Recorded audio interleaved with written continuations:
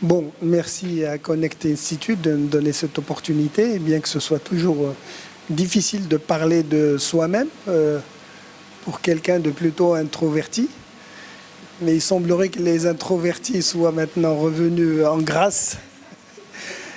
Alors, merci toi, Nejla, pour le clin d'œil, parce que j'avais oublié que j'avais été un petit monstre. Mais j'étais aussi, c'est quelque chose, c'est une clé un peu que j'ai découvert bien après. J'étais aussi quelqu'un de très serviable, dans la mesure où dans cette rue de Salé, je crois que j'étais celui qui amenait le pain au four pour tout le quartier. Parce que non, j'avais la chance de bénéficier du système de rotation. Il n'y avait pas d'école. Hein. Moi, j'ai commencé mon primaire en 56. Donc, il n'y avait pas beaucoup d'écoles. Et la grande école de Salé, c'est les Remparts. Il y a encore il y a un autre que je n'ai pas vu depuis presque 40 ans. Hein. Les Dédés, c'est un ami que je n'ai pas... Son frère, je le vois presque tous les jours. Mais lui, pas. Et c'était un plaisir également de le voir. Et donc, moi, mes cours étaient de 7 heures du matin à 10 heures et de 1 heure à 4 heures. Et il y avait un autre roulement qui passait de 10 heures, avec les mêmes locaux, la même administration, de 10 heures à 1 heure et de 4 heures à 7 heures. Donc, je revenais à 10 heures tôt, et c'était le moment où le pain était là, donc je commençais par faire la corvée du pain. Voilà, c'est pour vous dire que je suis natif de Salé. Je vais essayer d'aller chronologiquement rapidement. L'enfance, Salé. Je suis natif de Salé. Mes parents sont de la région, hein. Mon père de la région de Tiznit, ma mère de la région de Tafelout. Ils sont arrivés très, très jeunes. Ils ont été recueillis par un oncle à ma mère qui les a donc élevés, mariés, etc. Et mon père a travaillé avec l'oncle de ma mère dans un petit commerce à Sda al-Bahraoui. Kamouni, ça s'appelait à l'époque. Voilà, donc mon père était absent la plupart du temps. On m'a raconté qu'au début, quand il est avec les aînés, puisque je suis au milieu d'une fratrie de 11, hein, donc il avait été très dur avec les aînés et il a été très, très tendre avec moi et avec ceux qui ont suivi. Et il n'était pas là, donc ma mère est analphabète, et donc on était livrés à nous-mêmes. Notre chance, c'est d'avoir eu 2 grands frères. J'ai 2 grands frères et 2 sœurs avant moi, puis une sœur. Moi, je suis au milieu des filles. Hein. J'ai grandi avec les filles, ce qui est très intéressant d'ailleurs. Et les deux aînés, c'était réellement une avant-garde à l'époque. L'aîné est mort maintenant il y a longtemps. C'était le musicien, chef d'orchestre. Il est tombé il était fou de musique, il a fait de la musique classique, il a fait direction d'orchestre, etc. Et l'autre l'a suivi, il a fait sociaux, mais il était à l'Institut de sociologie qui a été fermé ensuite. Et il faisait de la peinture. Et donc, parfois, à la maison, on avait 2 pianos. Parce qu'il se bagarrait, il fallait qu'il était tout le temps sur le piano. Voilà, donc moi, j'ai passé mon enfance dans la musique, dans les livres, parce qu'il y avait plein de livres. Et j'en ai gardé une passion, pratiquement, c'est le plus clair de mon temps, je les passe dans les livres, les revues, etc. Puis, bon, plus tard, le cinéma, etc. Donc, si j'ai fait le parcours que j'ai fait, je l'ai fait vraiment, j'ai été porté par les événements. Je n'ai pas de mérite particulier, sauf d'être fasciné par l'étude, la lecture, des choses comme ça, et d'essayer de faire bien ce qu'on me propose. Voilà. Et donc je garde de cette partie, de cette enfance, un sentiment je crois que Driss aussi, un bonheur immense, une liberté, pardon. Et on faisait ce qu'on voulait, on a fait tout ce que les enfants, on était, disons, bien élevés, fils de femme, mais tout le temps dehors. Tout le temps dehors, tout le temps, la plage de Salé, c'est toutes nos vacances qui s'y passent, voilà. Alors ensuite, j'ai fait donc le lycée. Là aussi, j'ai continué la lecture, des amis, beaucoup de baby-foot, beaucoup de musique, beaucoup de cinéma. Donc on économisait, on partait, parce qu'il n'y avait pas de lycée à Salé, on allait à Rabat. Et on économisait sur le parcours pour voir tous les films, tous, je dis bien tous, c'est-à-dire les films hindous, les films égyptiens, les films américains, les films français, etc. Tous les films, et ça c'est quelque chose qui nous fascinait. À aujourd'hui, je suis désolé que c'est quelque chose, cette magie ait été perdue par par toute l'offre qu'on a de films et de choses. À aujourd'hui, moi, je ne peux pas voir un film si je ne vais pas au cinéma et qu'il n'y a pas la salle sombre, etc. Je ne vois presque jamais de films ni sur l'ordinateur, ni sur je vois des documentaires, mais le cinéma, il faut aller. Je prends ma voiture, je vais à Casablanca, parce qu'il n'y a presque plus de salles à Rabat. Voilà. Donc, pendant toute cette période, très peu de militantisme, hein, parce que l'image, c'est qu'on a toujours été militant. On était... bon, Salé était une ville militante.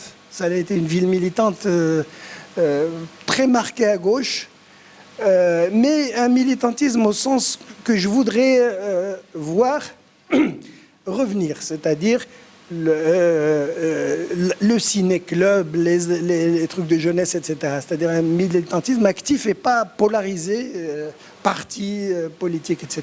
Alors j'ai oublié de dire aussi que j'avais un père assez particulier, même s'il était absent, il était très présent, parce que lui aussi était très marqué à gauche, et dès qu'il est là, il est à côté de la radio, passant depuis Radio London jusqu'à Moscou, au fait de tout ce qui se passe dans le monde, et tous les journaux sont achetés, et c'est moi qui lis les journaux du père, que je comprenne ou que je ne comprenne pas, mais ça aussi c'est une fascination pour les revues, les journaux aujourd'hui.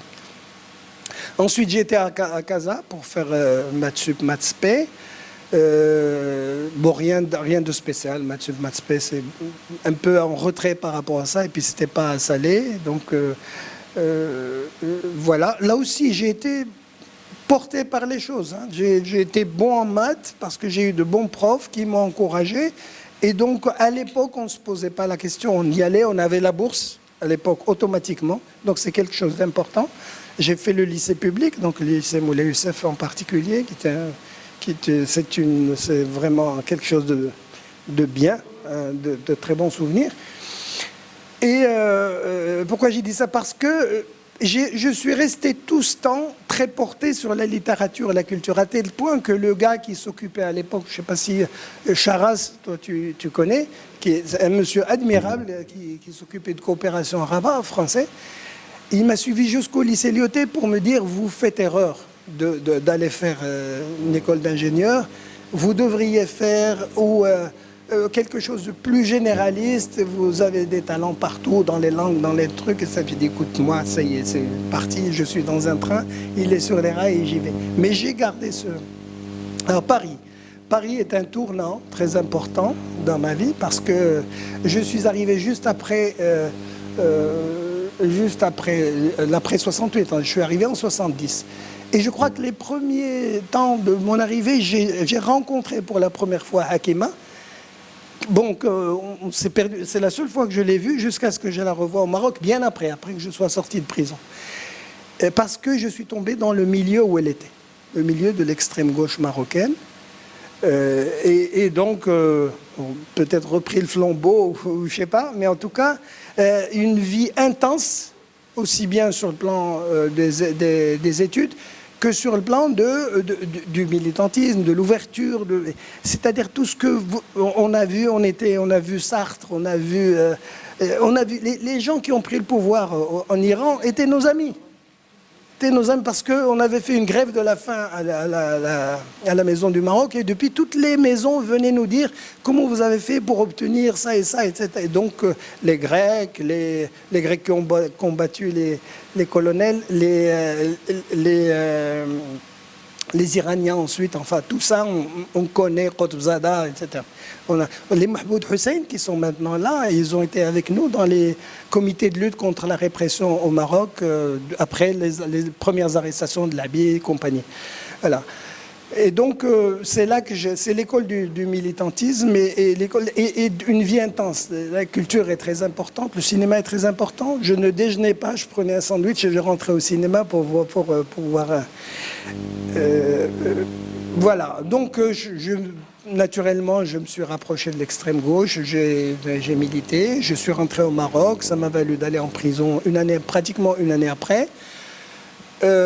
Sans vraiment avoir rien fait au Maroc qui mérite d'aller en prison pour 5 ans. Parce que c'était simplement, je me suis trouvé dans un maelstrom qui a emporté comme je n'avais pas encore de participation dans l'organisation, le premier qui a été arrêté, j'étais en contact avec lui, on a été arrêté et puis on est parti 5 ans. Qu'est-ce que je garde de la prison? Parce que ça, c'est la plus grande école. Parce que j'ai rencontré des gens formidables. Peu importe, on a eu toutes sortes de luttes idéologiques, toutes sortes de choses, mais des gens très dignes, très, disons, qui étaient là pour leurs convictions. Tous, donc, entre les plus jeunes avaient 16 ans et le plus âgé devait avoir 30 ans, en tout cas, c'est même pas à 28 ans. On était tous plutôt autour de 24 ans, 23 ans, etc. Et donc, on a mené la vie dure à nos geôliers. C'est vrai. C'est vrai. Absolument. Absolument. Et on a fini, à force de lutte, etc., d'obtenir des choses qui peut-être n'existent nulle part ailleurs. Des choses... les livres interdits dans le pays étaient arrivés chez nous par Malzantir. J'étais avec Salfati. Donc, Salfati était connu à travers le monde. Donc, on arrivait... le commandeur des croyants, nous l'avons lu, c'est nous qui l'avons sorti pour qu'il soit traduit au Maroc alors qu'il était interdit au Maroc. C'est... hein? Absolument. Voilà. Alors, ce qui est à retenir aussi, c'est que la révolution culturelle, nous l'avons faite à cette époque-là. C'est-à-dire, je dis toujours, le mur de Berlin est tombé dans nos têtes 10 ans avant qu'il ne tombe. Bon, à l'exception de quelques-uns, hein, donc il y a quelques-uns qui sont restés avec le mur, mais et pas seulement c'est pas par défaitisme, pas parce que la répression, c'est important la répression, mais parce que le recul, parce qu'il n'y a pas autre chose que de réfléchir à ce qui se passe dans le monde, à avoir un œil critique aussi bien sur notre expérience que ce qui se passe dans le monde, et on ne peut pas ne pas changer toute sa perspective quand on a vu ce qu'étaient devenus tous les pays qui étaient nos modèles l'un après l'autre. Bon, au début, on a dit oui, la Russie, le révisionnisme, il y avait ensuite la Chine, surtout depuis la mort de Mao, l'Albanie. Simplement dire que l'après découle de cette remise en cause. L'après, c'est que sorti, alors, plusieurs choses. Un, la profession, c'est important. Parce que construire le pays, c'est quelque chose d'important. Donc je me suis, alors qu'avant, le militantisme passait avant, je me suis dit, il y a le Maroc à construire, il y a des choses à faire, et si on a eu plein de choses du Maroc, il faut qu'on lui rende, en visant l'excellence dans ce qu'on fait, etc. Et c'était des années, enfin toute ma carrière, c'était des années très, disons, très fertiles et très... Deuxième chose, on ne peut pas que construire, il n'y a pas que le professionnel. Le Maroc est à construire aussi sur le plan institutionnel, sur le plan des institutions, des idées, etc. Et donc il faut faire les deux.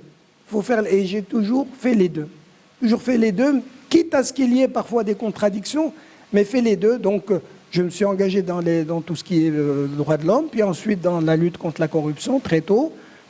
Et bon, c'est ce qui m'a amené après, comme j'étais celui qui négociait avec le gouvernement, à la fin, ils m'ont pris au piège, ils m'ont dit, bon, maintenant, et j'ai refusé pendant une année, mais j'ai fini par m'exécuter, parce qu'on ne peut pas dire aux gens, il n'y a qu'à, faites ci, faites ça, et se débiner après, débrouillez-vous avec ça. Donc, j'ai dû mettre la main. Alors, les clés, je me souviens que je finis avec ça. Quand j'étais passé à Mézancor avec Hamid Brada, il m'avait surpris, alors que tout était... Donc on a beaucoup préparé tout l'ensemble pour trier un peu dans la vie, parce qu'on ne peut pas tout dire dans une vie. Il m'a surpris, il a gardé pour lui une question qu'il m'a posée à la fin. Mais je sais bien, mais je m'en fous. Mais c'est quelque chose qui a été salutaire, non? Qui a été salutaire. Il me dit, quelle est la question que tu aurais voulu que je te pose et que je ne t'ai pas posée? Et j'ai réfléchi un moment, je lui dis, et justement c'est ce que je m'étais posé, je dis, pose-moi la question, qu'est-ce qui te fait courir? Et la réponse était quoi? Je ne sais pas. Et effectivement, je ne savais pas, et ça m'a taraudé ensuite pour dire, finalement, pourquoi je fais tout ça? Pourquoi? Qu'est-ce que je... Alors, deux choses, moi j'ai... Réponse, valeur d'aujourd'hui, comme on dit. Deux, un, je suis une personne apprenante. Et je me suis rendu compte, dans ma carrière, j'ai beaucoup changé de boulot. Beaucoup changé de boulot. Parfois, au bout de 6 mois, je change de boulot, 1 an. C'est quand j'apprends pas, et à grande dose, ça ne m'intéresse pas. Et je ne suis pas productif, et je ne suis pas... Et deux, l'histoire d'Al Khubz al-Farran, c'est-à-dire être utile. Je suis heureux quand je suis utile. Et quelqu'un a dit qu'il y a 2 sortes de personnes. Il y